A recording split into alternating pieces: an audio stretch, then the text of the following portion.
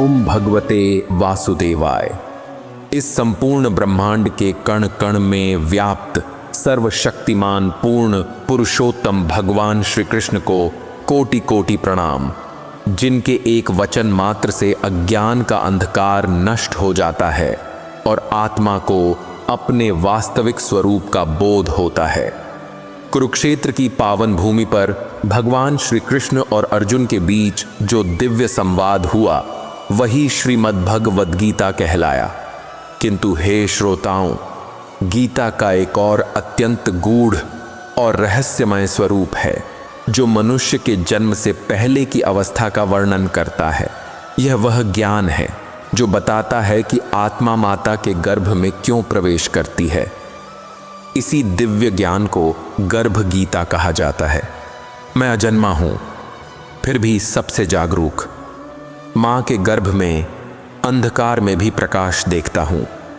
9 महीने की इस यात्रा में मैंने जीवन के गहरे रहस्य समझे हैं। यह है गर्भ गीता, एक अजन्मे शिशु का दिव्य संदेश।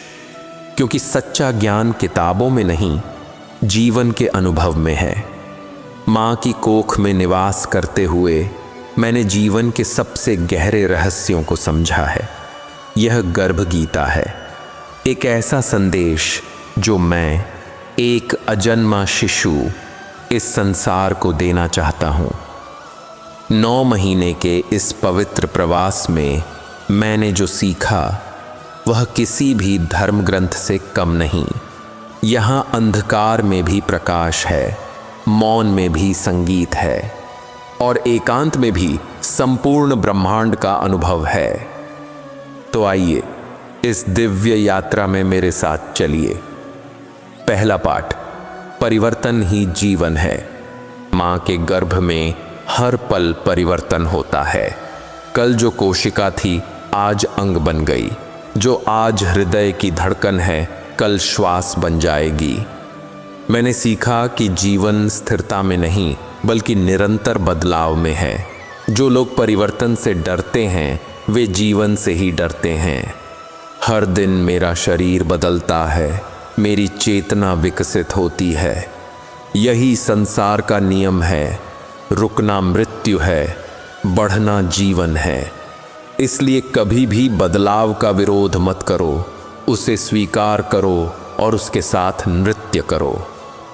दूसरा पाठ, अंधकार में छिपा प्रकाश। गर्भ में पूर्ण अंधकार है, फिर भी मैं यहाँ भयभीत नहीं हूँ। मैंने सीखा कि अंधकार भी एक वरदान है जहाँ हम अपने भीतर के प्रकाश को खोज सकते हैं। बाहरी रोशनी हमें अक्सर भटकाती है, लेकिन भीतरी अंधकार हमें अपनी सच्चाई से मिलाता है। संसार में लोग बाहर के प्रकाश की खोज में भटकते रहते हैं, जबकि असली ज्ञान तो भीतर के मौन में छिपा है। जब तुम जीवन में अंधकार का सामना करो तो घबराओ मत, वह तुम्हें अपने आत्मा से मिलाने का निमंत्रण है। तीसरा पाठ, सीमा में ही असीमता। मैं एक छोटे से गर्भाशय में बंद हूं, लेकिन मेरी चेतना असीमित है। यह सीमा मुझे कैद नहीं करती बल्कि मुझे केंद्रित करती है। संसार में लोग सोचते हैं कि स्वतंत्रता असीमित विकल्पों में है, लेकिन सच्ची स्वतंत्रता तो सीमाओं को स्वीकार करके उनके भीतर विस्तार खोजने में है। एक बीज धरती की गहराई में सीमित होकर ही विशाल वृक्ष बनता है। तुम्हारी परिस्थितियां चाहे कितनी भी सीमित क्यों न हो, तुम्हारी संभावनाएं असीमित हैं। चौथा पाठ, धैर्य का महत्व। 9 महीने एक लंबा समय है, लेकिन मैं जल्दबाजी नहीं करता। मैं जानता हूं कि हर अंग को विकसित होने के लिए समय चाहिए। आजकल का संसार तुरंत परिणाम चाहता है, तुरंत सफलता, तुरंत ज्ञान, तुरंत प्रेम। लेकिन जीवन की हर महान चीज धीरे धीरे बनती है। हीरा बनने में लाखों साल लगते हैं। महान व्यक्तित्व वर्षों के संघर्ष से बनता है। धैर्य कमजोरी नहीं बल्कि गहरी समझदारी है। जो प्रकृति की गति का सम्मान करता है वही सच्ची सफलता पाता है। 5वां पाठ, मां से मिला प्रेम का पाठ। माँ और मेरे बीच कोई शब्द नहीं, फिर भी गहरा संवाद है। उसका हर भोजन मेरा पोषण बनता है, उसकी हर धड़कन मेरा संगीत है। यह निस्वार्थ प्रेम है, बिना किसी अपेक्षा के, बिना किसी शर्त के। संसार में प्रेम अक्सर सौदा बन जाता है, लेकिन सच्चा प्रेम तो देना है, लेना नहीं। माँ ने मुझे सिखाया कि जब तुम किसी से सच्चा प्रेम करते हो तो तुम अपने आप को उसमें घोल देते हो। यही भक्ति है, यही समर्पण है, और यही जीवन का सबसे बड़ा सत्य है। छठा पाठ, एकांत में मिलता संपूर्णता का अनुभव। मैं यहां अकेला हूं, फिर भी अकेला नहीं हूं। इस एकांत में मैंने अपने आप को पाया है। आज का मनुष्य भीड़ से डरता है और एकांत से भी, लेकिन सच्चा ज्ञान तो एकांत में ही मिलता है। जब तुम अकेले होते हो तब तुम अपनी आत्मा की आवाज सुन सकते हो। भीड़ में तो केवल दूसरों की आवाजें सुनाई देती हैं। ध्यानी, संत और महान विचारक सभी एकांत में ही अपनी महानता को खोजते हैं। इसलिए कभी कभी अकेले होने से मत डरो, वह तुम्हारे आत्म साक्षात्कार का समय है। सातवां पाठ, विश्वास का अटूट बंधन।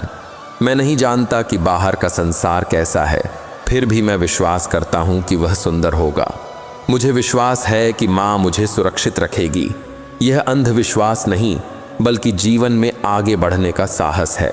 बिना विश्वास के कोई भी कदम नहीं उठाया जा सकता। जब एक बच्चा चलना सीखता है तो वह विश्वास करता है कि धरती उसे संभालेगी। जब तुम सपना देखते हो तो विश्वास करो कि ब्रह्मांड तुम्हारी मदद करेगा। विश्वास वह पुल है जो अज्ञात को ज्ञात में बदल देता है। आठवां पाठ, श्वास में छिपा जीवन का रहस्य। मैं अब भी स्वतंत्र रूप से श्वास नहीं लेता, फिर भी माँ की श्वास से मेरा जीवन चलता है। श्वास ही जीवन है। जब तुम श्वास लेते हो तो तुम केवल ऑक्सीजन नहीं, बल्कि प्राण ऊर्जा ग्रहण करते हो। योगी सदियों से कहते आए हैं कि श्वास पर नियंत्रण का मतलब है जीवन पर नियंत्रण। जब तुम क्रोधित होते हो तुम्हारी श्वास तेज हो जाती है, जब तुम शांत होते हो श्वास धीमी हो जाती है। इसलिए अपनी श्वास को जानो, उसे समझो और उसके माध्यम से अपने जीवन को रूपांतरित करो। नौवां पाठ, हर अंत एक नई शुरुआत है। मेरा गर्भ में रहना एक दिन समाप्त होगा और जन्म होगा, लेकिन यह अंत नहीं, एक नई यात्रा की शुरुआत है। संसार में लोग मृत्यु से डरते हैं, असफलता से घबराते हैं, लेकिन हर अंत एक द्वार है नए अवसरों का। जब सूर्य अस्त होता है तो चंद्रमा उदय होता है। जब पतझड़ आता है तो वसंत की तैयारी होती है। तुम्हारी हर हार तुम्हें एक नया सबक देती है। इसलिए अंत का शोक मत करो, बल्कि नई शुरुआत का स्वागत करो। 10वां पाठ, पोषण और त्याग का संतुलन। माँ जो कुछ भी खाती है उसमें से सर्वश्रेष्ठ मुझे मिलता है। वह अपनी ज़रूरतों से समझौता करती है, लेकिन मेरी ज़रूरतों को प्राथमिकता देती है। यही जीवन का सबसे बड़ा पाठ है, देना और लेना का संतुलन। लेकिन महान व्यक्ति वह है जो देने में ही अपनी खुशी पाता है। प्रकृति भी यही करती है। वृक्ष फल देते हैं, नदियाँ जल देती हैं, सूर्य प्रकाश देता है। जब तुम देने की मानसिकता विकसित करते हो तो तुम ब्रह्मांड की ऊर्जा से जुड़ जाते हो। 11वां पाठ, मौन में छिपा संगीत। यहाँ कोई शोर नहीं, फिर भी मैं माँ की धड़कनों का संगीत सुनता हूँ। यह संसार का सबसे सुंदर संगीत है, नियमित, शांत और जीवनदायी। बाहर का संसार शोर से भरा है, लेकिन सच्ची आवाज़ तो मौन में ही सुनाई देती है। जब तुम बोलना बंद करते हो तभी तुम सुनना शुरू करते हो।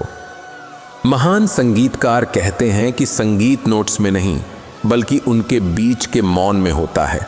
इसलिए अपने जीवन में मौन के क्षण बनाओ वहीं तुम्हें जीवन का असली संगीत मिलेगा। 12वां पाठ, लचीलापन, जीवन की कुंजी। मैं यहाँ सिकुड़ा हुआ हूँ, लचीला हूँ, क्योंकि यही इस छोटी जगह में जीने का तरीका है। कठोर होता तो टूट जाता। संसार में सफल व्यक्ति वह नहीं जो सबसे मजबूत है, बल्कि वह जो सबसे अधिक अनुकूल है। बांस का पेड़ तूफान में झुक जाता है लेकिन टूटता नहीं, जबकि कठोर पेड़ टूट जाते हैं। जीवन में परिस्थितियां बदलती रहती हैं और तुम्हें भी बदलना होगा। जो लचीला है वही जीवित रहता है। कठोरता अहंकार है, लचीलापन बुद्धिमत्ता है। 13वां पाठ, अपूर्णता में पूर्णता। मैं अभी अधूरा हूँ। मेरी आंखें अब भी पूरी तरह विकसित नहीं हुई, मेरे फेफड़े अब भी तैयार नहीं, फिर भी मैं पूर्ण हूँ, क्योंकि इस क्षण में जो भी हूँ वह मैं पूरी तरह से हूँ। संसार में लोग हमेशा सोचते हैं कि वे अपूर्ण हैं, कुछ कमी है, लेकिन सच्चाई यह है कि हर अवस्था में तुम पूर्ण हो। एक कली भी उतनी ही पूर्ण है जितना कि खिला हुआ फूल। तुम्हारी यात्रा पूरी नहीं हुई, इसका मतलब यह नहीं कि तुम अपूर्ण हो। हर कदम पर तुम परिपूर्ण हो, बस अगले चरण की तैयारी कर रहे हो। 14वां पाठ, अज्ञात में कूदने का साहस। कुछ दिनों बाद मुझे इस सुरक्षित गर्भ से बाहर आना होगा, एक अज्ञात संसार में। मैं नहीं जानता वहां क्या होगा, फिर भी मैं तैयार हूं। जीवन में सबसे बड़ा साहस है अज्ञात में कूदना। जो हमेशा सुरक्षा की तलाश करता है वह कभी महान नहीं बन सकता। कोलंबस ने अज्ञात समुद्र में यात्रा की और नई दुनिया खोजी। बुद्ध ने राजमहल छोड़ा और ज्ञान पाया। हर महान खोज अज्ञात में कदम रखने से शुरू होती है। इसलिए डरो मत, जीवन के नए अध्यायों को खुली बाहों से स्वीकार करो। 15वां पाठ, समापन संदेश। यह गर्भ गीता का अंतिम पाठ है।